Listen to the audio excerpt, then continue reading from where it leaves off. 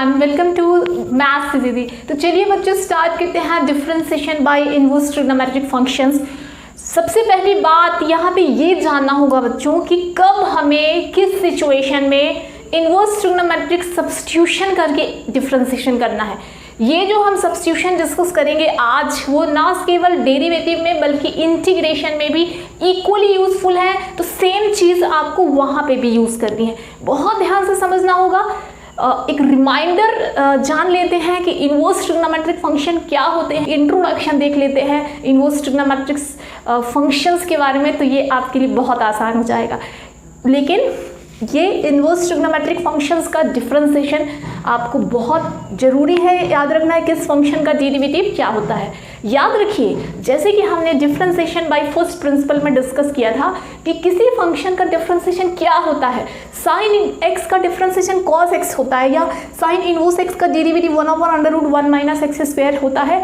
ये हमें किसने बताया, हमें कैसे पता चला? हमें पता है चला फर्स्ट प्रिंसिपल से।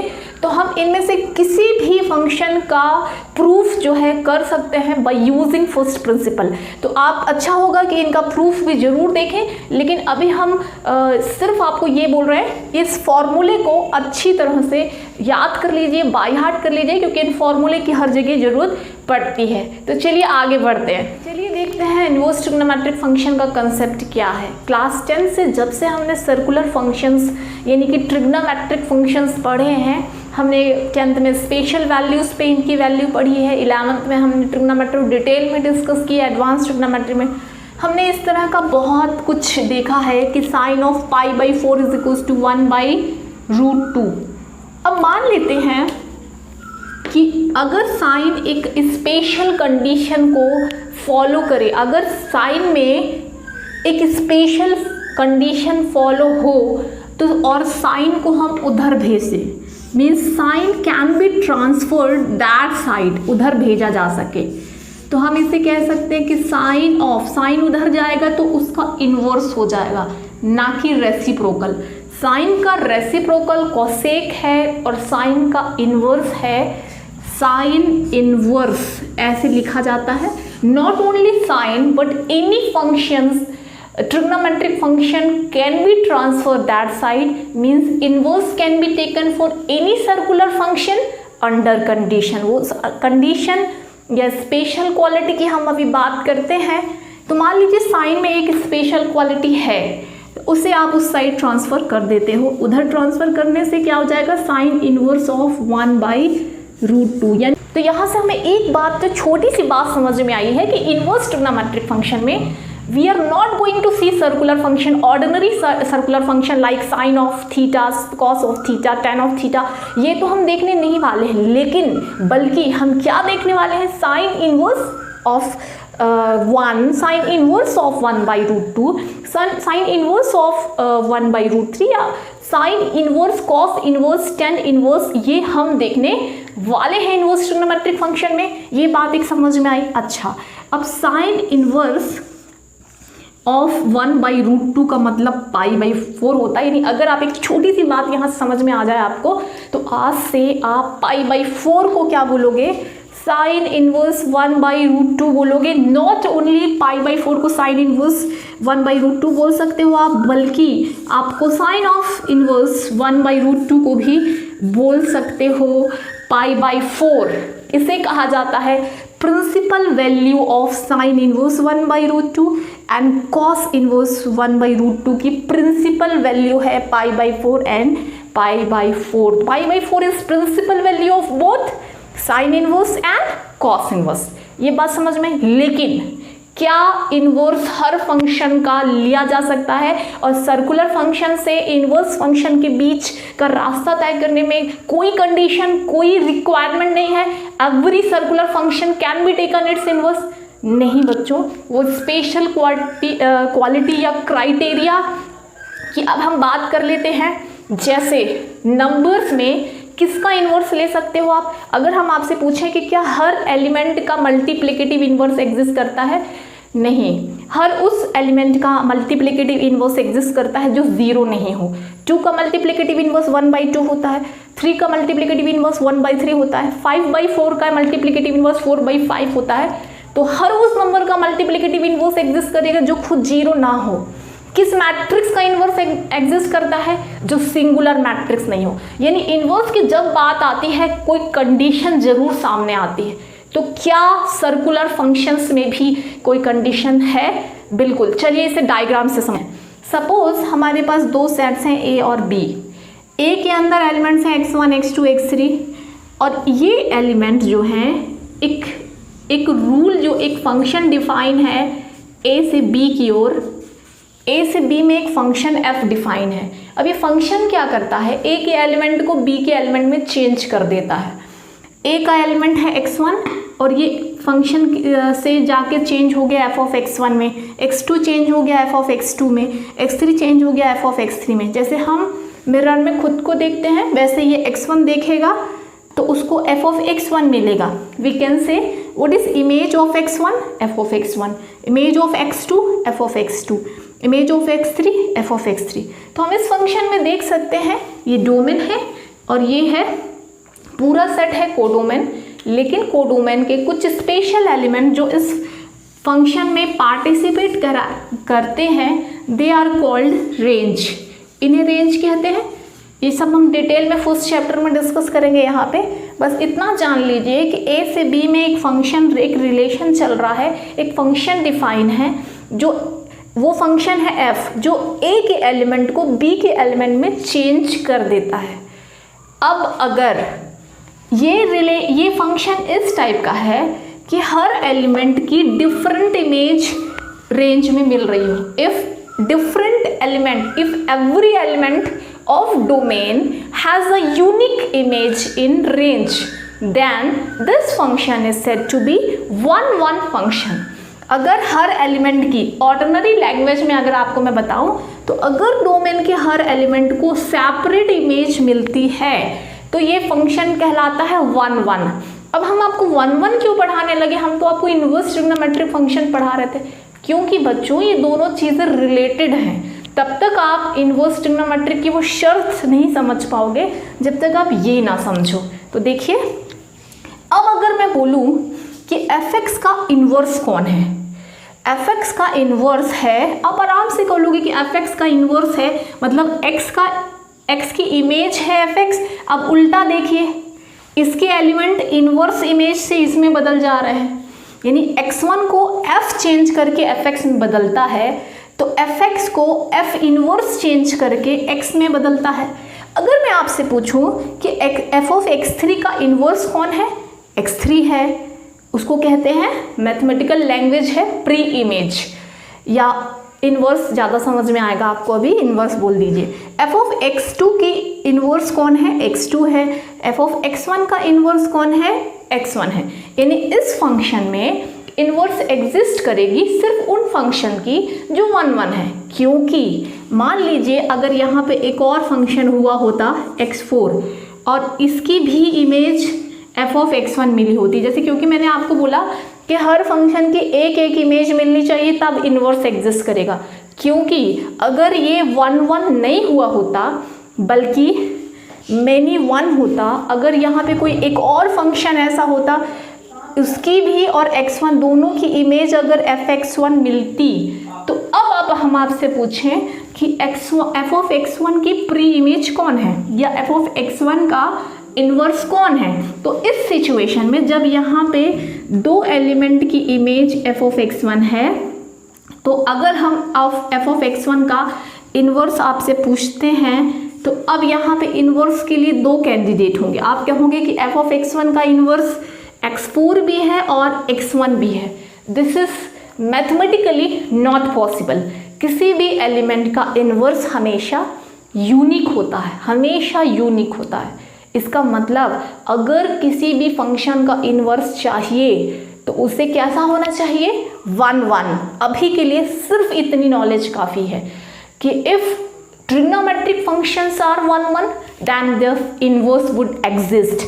हर उस फंक्शन का इनवर्स सर्कुलर फंक्शन का, हर उस सर्कुलर फंक्शन का इनवर्स एग्जिस्ट करेगा जो 1 होता है।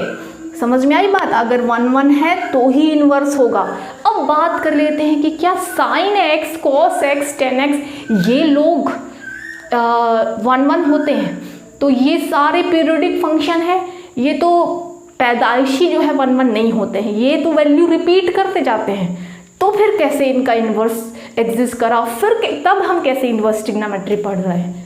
क्योंकि बच्चों यहाँ पे मैथमेटिशियंस ने एक बीच का रास्ता निकाला कि ठीक है sine inverse, sign x, cos x सारे सर्कुलर फंक्शन नहीं होते हैं 1 1। कैसे 1 1 नहीं होते हैं मैं आपको पहले समझा देती हूँ। ये साइन एक्स का फंक्शन यहाँ पे बनाया है, ये है मान लीजिए एक सेट A और ये सेट है B, ठीक है। A से B में एक फंक्शन डिफाइन है साइन एक्स, यानी ये जो एलिमेंट है इसका साइन यहाँ पे लिखा हुआ है। तो मान लीजिए यहाँ पे एंगल लिखा है π/4, अब इसका साइन ले लो, तो π/4 का साइन क्या होता है बच्चों? साइन π/4 कितना होता है? 1/√2 होता है, ठीक है। फिर दूसरा एंगल जानबूझ के मैंने वो एंगल लिए हैं ताकि जिनकी वैल्यू सेम मिले। अब दूसरा लिया है 9π/4, साइन ऑफ 9π/4। ये तीनों जो एंगल लिखे हैं, इन तीनों एंगल में साइन की वैल्यू सेम मिलती है। इसका मतलब साइन तो कभी 1 1 हो ही नहीं सकता। साइन 0 कितना होता है? 0। साइन पाई भी कितना होता है? 0। यानी कि साइन तो 1 1 होता ही नहीं है। और इसी तरह से कोई भी ट्रिग्नोमेट्रिक फंक्शन 1 1 नहीं होता। तब मैथमेटिशियंस ने क्या किया कि वो इंटरवल पता किया जिसमें साइन एक्स 1 1 है, कॉस एक्स 1 1 है, टेन एक्स 1 1। अगर हम सारे ट्रिग्नोमेट्रिक फंक्शन में वो इंटरवल पता कर ले जिसमें sine x, cos x, tan x, sec x, cos x, cot x जो है वो 1 1 होता है, उस इंटरवल में ही अगर उनका इन्वर्स फंक्शन देखा जाए तो उसका इन्वर्स फंक्शन मिल जाएगा। तो इन्वर्स ट्रिग्नोमेट्रिक फंक्शन जो है थ्रू आउट डोमेन में जो है 1 1 नहीं होते हैं, बाइजेक्टिव नहीं होते हैं, लेकिन अगर उनको कुछ इंटरवल में रिस्ट्रिक्ट कर दिया जाए तो उनका वो 1 1 होते हैं। तो अब हमें आपको क्या प्रिपेयर करना है कि इन्वर्स ट्रिग्नोमेट्रिक फंक्शन का डोमेन और रेंज क्या है।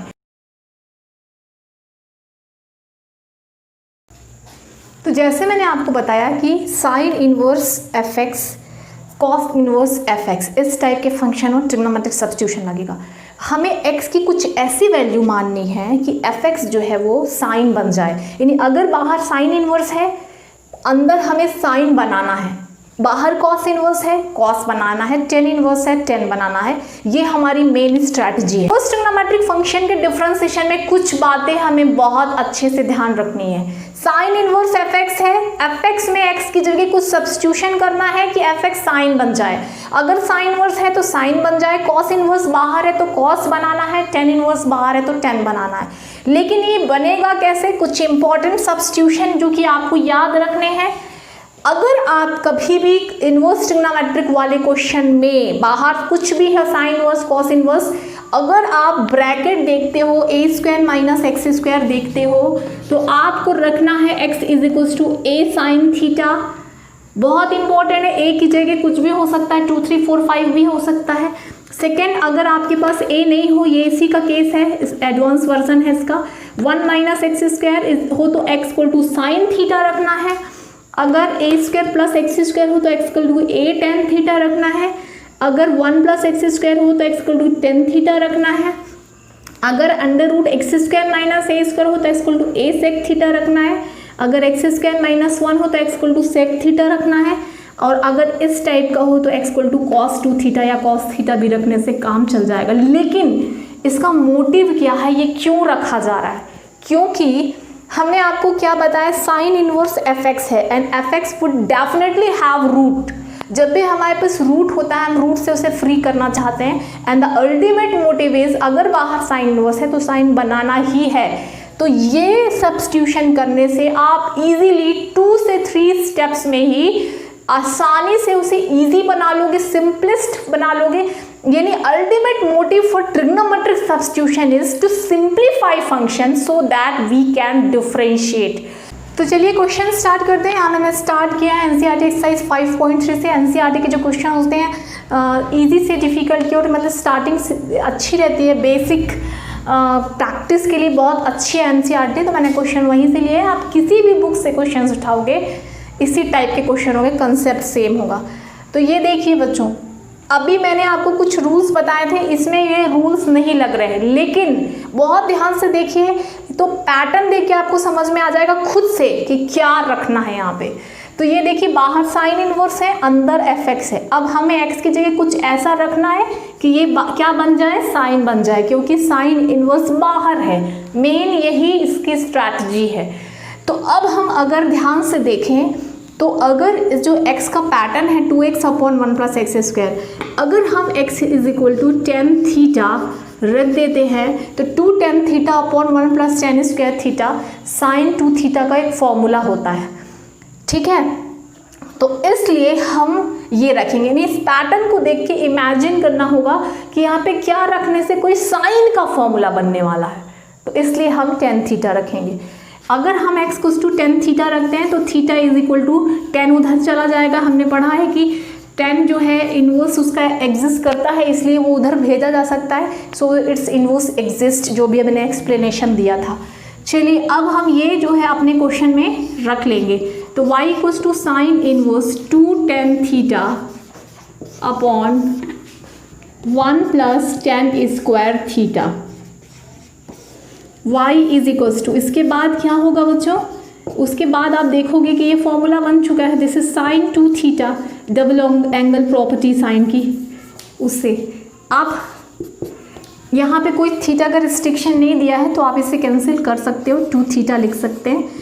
और अगर रिस्ट्रिक्शन दिए हैं तो we have to check whether it can be cancel, that theta range में है कि नहीं। बट यूजली वही क्वेश्चंस आपको दिए रहते हैं जो रेंज में होते हैं।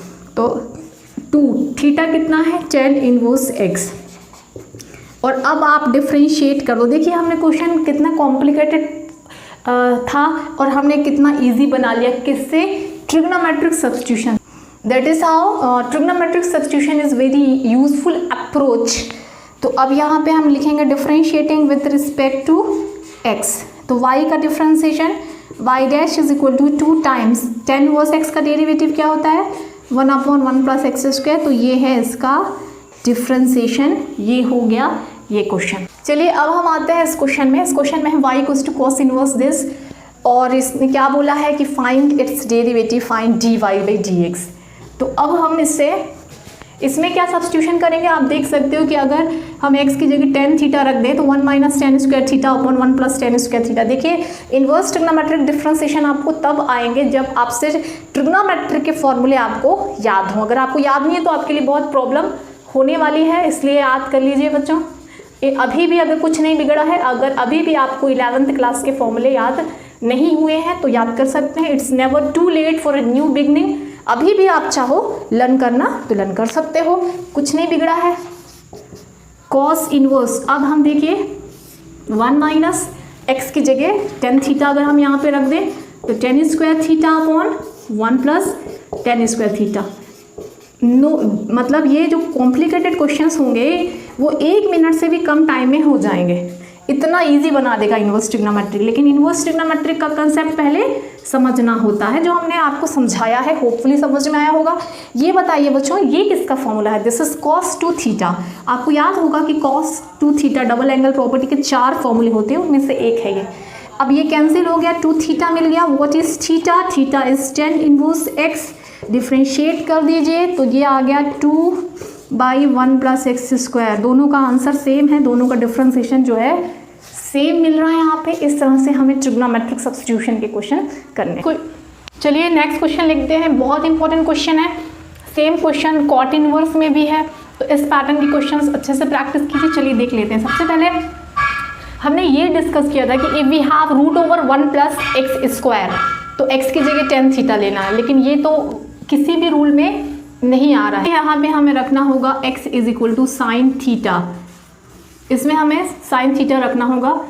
Theta is equal to sine inverse x। अब आप ये पूछ सकते हो कि हम इसमें सब्स्टिट्यूशन साइन थीटा क्यों करेंगे, क्योंकि एक्चुअली जो हमने डिस्कस किया था किसी पैटर्न में ये नहीं आता है। बट अगर हम साइन थीटा रख दें तो root over 1 plus sine theta को रूट से रिमूव करना पॉसिबल है, तो हम वो सब्स्टिट्यूशन करते हैं जिससे वो रूट से फ्री हो सके, इसलिए हम ये सब्स्टिट्यूशन कर लेंगे। तो ऑब्वियसली हमारे पास 2 टर्म्स आएंगे, एक आएगा 1 प्लस साइन थीटा और दूसरा आएगा 1 माइनस साइन थीटा, क्योंकि इस क्वेश्चन में 1 प्लस एक्स भी है 1 माइनस एक्स भी है। तो जब हम इसमें रखेंगे, इसे सॉल्व करेंगे, तो 1 को आप लिख सकते हैं sign square theta by 2 plus cos square theta by 2 plus sine theta को हाफ एंगल प्रॉपर्टी से आप लिख सकते हो 2 sine theta by 2 cos theta by 2। ये सब किस लिए हो रहा है? ताकि आप इसे रूट हटा सको। तो अब आप देख सकते हो कि this is sine theta by 2 plus cos theta by 2 whole squared. ठीक है, तो अब अगर बीच में प्लस है तो ये रिमूव हो जाएगा। This is absolute value of sine theta by 2 plus cos theta by 2। Means always we are interested for positive value. Absolute value यहाँ पे लेनी है, अगर नेगेटिव हो तो ऑब्वियसली वो इमेजिनरी हो जाएगा। तो 1 प्लस साइन थीटा को आप लिख सकते हो sign theta by 2 plus cos theta by 2। ये क्लियर है। अब बात कर लेते हैं हम किसकी? 1 माइनस साइन थीटा की। सेम एक्सप्लेनेशन से यहाँ पे 1 लिखा जाएगा sine square theta by 2 plus cos square theta by 2 minus 2 sine theta by 2 cos theta by 2 and this can be written. अब यहाँ से प्लस वाले में तो कोई प्रॉब्लम नहीं होती है, लेकिन माइनस वाले में आप इसमें sign theta by 2 minus cos theta by 2 भी लिख सकते हैं and cos theta by 2 minus sine theta by 2 भी लिख सकते हैं। अगर थीटा 0 से पाई बाई 4 तक या कॉस ग्रेटर होता है साइन से, तो जैसे हमें इसका एब्सोल्यूट वैल्यू लेनी, तो हमें पहले वो टर्म लेना है जो ग्रेटर है। तो we will write cos theta by 2 minus sine theta by 2 whole square. आप इसे साइन माइनस कॉस भी लिख सकते हैं, कॉस माइनस साइन भी, लेकिन हम लेंगे जो ग्रेटर हो। तो इसके एब्सोल्यूट वैल्यू की अगर बात की जाए तो this is absolute value of mode of cos theta by 2 minus sine theta by 2। या फिर आप सिर्फ इससे क्या लिख सकते हो, cos theta by 2 minus sine theta. Mod का मतलब सिर्फ यहाँ से है कि we are interested for the positive values.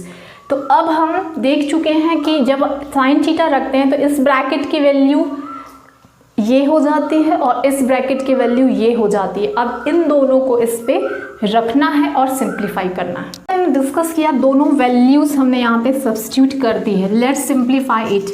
y is equals to value substitute करने के बाद अब हम यहाँ पे देख सकते हैं कि this negative sine would multiply inside. जब मल्टीप्लाई होगा तो ये नेगेटिव को पॉजिटिव बना देगा और पॉजिटिव को नेगेटिव। तो कॉस हो जाएगा नेगेटिव, कॉस हो जाएगा नेगेटिव और कॉस से कॉस कैंसिल एंड साइन से यहाँ डिनोमिनेटर में साइन से साइन कैंसिल, और कैंसिलेशन के बाद हमारे पास बचेगा न्यूमरेटर में 2 times sine theta by 2 upon twice of cos theta by 2। फिर 2 से 2 cancel and we have 10 inverse 10 sine theta by 2 by cos theta by 2 is 10 theta by 2। y is equals to theta by 2 and what is theta? Theta is sin inverse x by 2। तो हमारे पास y मिला है 1/2 sin inverse x and when we differentiate it with respect to x, differentiating with respect to x,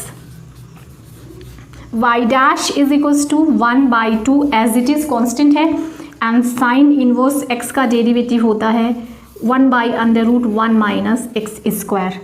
तो finally y 1/2 √1 minus x square is differentiation of this function. Important question है, practice कीजिए इस तरह के और questions की, बहुत से क्वेश्चंस आपको ऐसे मिल जाएंगे। नेक्स्ट क्वेश्चन देखते हैं। y is equals to 10 inverse a plus b 10x upon b minus a 10x। ये क्वेश्चन है, या ये भी किसी पैटर्न में नहीं लग रहा। और इम्पॉर्टेंट एक बात है कि वी ऑलरेडी हैव 10 फंक्शन जो है 10 इनवर्स fx का पैटर्न है इसका, और फंक्शन में ऑलरेडी 10x है, यानी इस क्वेश्चन में रखने का कोई यहाँ पे सवाल नहीं है। We don't have we will not substitute anything here because x already have trigonometric function. तो यहाँ पे इन्वर्स ट्रिग्नोमेट्री की एक प्रॉपर्टी लग सकती है. आप इसे थोड़ा सा सिंप्लीफाई करेंगे. सबसे पहले हम इसमें से न्यूमरेटर और डिनोमिनेटर दोनों में b का डिवाइड कर देंगे.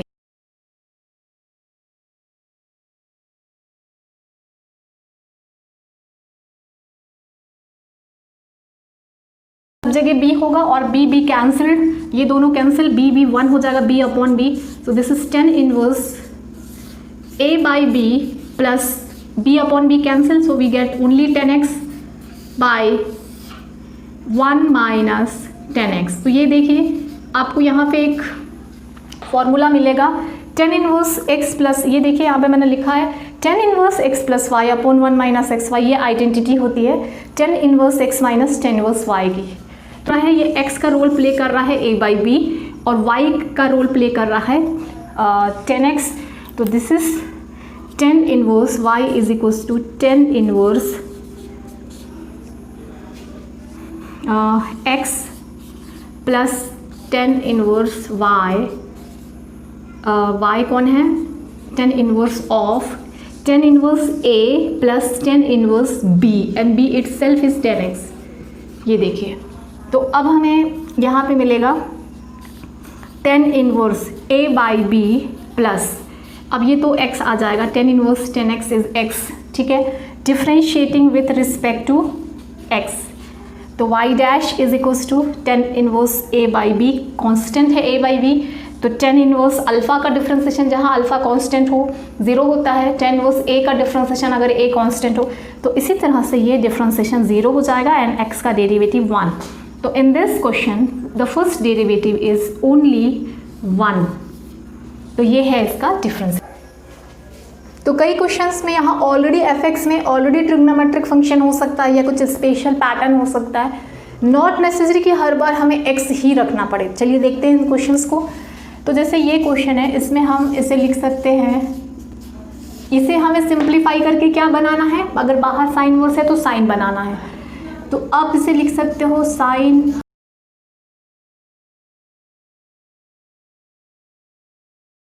अच्छा, but still it is not any formula. तो आप इसे लिख सकते हो साइन इनवर्स 1/√2 को आप लिख सकते हो ना cos π/4. Can be write 1/4 is 1/√2 is cos π/4. Yes, इसी तरह से इस 1/√2 को अपन क्या लिख सकते हैं, साइन π/4 लिख सकते हैं. अब ये देखिए y is equals to sine inverse, this is an identity. ये है एक आइडेंटिटी, दिस इज एन आइडेंटिटी. तो we can write this is sine π/4 sine a cos b plus cos a sine b. This is sine a plus b, sine a plus b है ये. And क्योंकि हमें sign ही चाहिए था, अभी sign मिल चुका है. Now this is sine inverse sine theta is theta only. तो π/4 प्लस x. और अब हम इससे डिफ्रेंशिएट इजीली कर सकते हैं, differentiating with respect to x. तो इसका डिफ्रेंशिएशन होगा π/4 being constant, it's derivative would be 0 and x का डेरिवेटिव 1. तो इसका आंसर है डेरिवेटिव इज 1. अब आते हैं इस क्वेश्चन में. इन दिस क्वेश्चन यहाँ पे आप देख सकते हो कि हम इसे अभी यहाँ पे कुछ ऐसी सिचुएशन नहीं दिख रही है कि हम इसे रख सकें, बट स्टिल हम इसे ऐसे कर सकते हैं कि 2 की पावर x है और 1 है. तो 2 अलग कर लो अगर, तो ये बन जाएगा, ऐसे फॉर्म में आ जाएगा. अब इसे आप थोड़ा सा पहचान सकते हो कि क्या रखना है हमें. Can you identify, can you recognize that what you have to substitute. तो ये देखिए, अगर इमेजिन कीजिए कि ये 2 की पावर x जो है उसकी जगह आप कुछ रख देते हैं. अगर आप 2 की पावर x की जगह कुछ रख देते हैं तो ये फॉर्मूला बन सकता है. तो यानी इस क्वेश्चन में 2 पावर x की जगह हमें tan थीटा रखना होगा. तो 2 की पावर x, अभी तक हम x रखते थे, अभी हमें 2 पावर x रखना होगा. इज इक्वल्स टू 10 उधर जाएगा, tan inverse 2 raised to x. Theta is equals to tan inverse 2 raise to x, ये समझ में आया। अगर हम इसमें सेपरेट 2 कर लेंगे तो ये 2 पर x अलग होगा, अगर उसकी जगह हम tan थीटा रखें तो ये 2 tan theta upon 1 plus tan square theta बन जाएगा, which is we know that it is sine 2 thetas formula in anyhow we want sine, क्योंकि बाहर पे कौन था, साइन इनवर्स था। तो ये सब्स्टिट्यूशन करेंगे, अब हम इसमें रख देते हैं साइन इनवर्स। अब ये देखिए अगर हम रख दें इसमें तो ये हो जाएगा sine inverse, this is sine 2 theta, this is sine 2 theta, तो y is equals to 2 theta, sine वो साइन यहाँ से हट जाएंगे, we will get only theta, और थीटा कौन है, theta is tan inverse 2 raise to x। ठीक है, कैन बी ऑलमोस्ट सिंप्लीफाई हो चुका है ये, तो बहुत ध्यान से डिफ्रेंशिएट करिए। 2 कांस्टेंट है, ऐसे ही रहेगा। tan इनवर्स x का डिफ्रेंसिएशन 1/1 प्लस एक्स स्क्वायर होता है, लेकिन x किसको माना है हमने, 2 रेज़ टू x को, तो उसका डिफ्रेंसिएशन अलग से करना होगा, derivative of 2 raise to x, and the final step is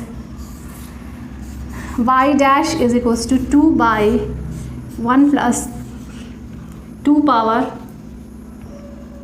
2x power 2 and differentiation of 2 raise to x। a raise to x का डिफ्रेंसिएशन आपको पता है ना, अपन डिस्कस किए थे। a रेज़ टू x का डिफ्रेंसिएशन होता है a power x into log e base a, तो 2 power x into log e base 2, यानी a का काम यहाँ 2 कर रहा है, और फाइनल स्टेप है ये दोनों आपस में मल्टीप्लाई हो जाएंगे, तो 2 raise to x plus 1 into log e base 2 by 1 plus 4 to the power x, जहाँ से हमने क्वेश्चन स्टार्ट किया था, ऑलमोस्ट उसी पैटर्न में आ चुका है। This is derivative of this function. तो इस तरह से हमने देखा कि एक कॉम्प्लिकेटेड फंक्शन को इन्वर्स ट्रिग्नोमेट्रिक सब्स्टिट्यूशन की ये अप्रोच सिंप्लीफाई कर देती है और हम इससे इजीली डिफरेंशिएट कर सकते हैं। तो इन्वर्स ट्रिग्नोमेट्रिक सब्स्टिट्यूशन की ये अप्रोच इट्स वेरी यूज़फुल, आपका टाइम सेव करती है और आप इजीली इसे डिफरेंशिएट कर सकते हैं फंक्शन को। आई होप ये वीडियो आपके लिए हेल्पफुल है, और नेक्स्ट वीडियो में हम देखेंगे नेक्स्ट पार्ट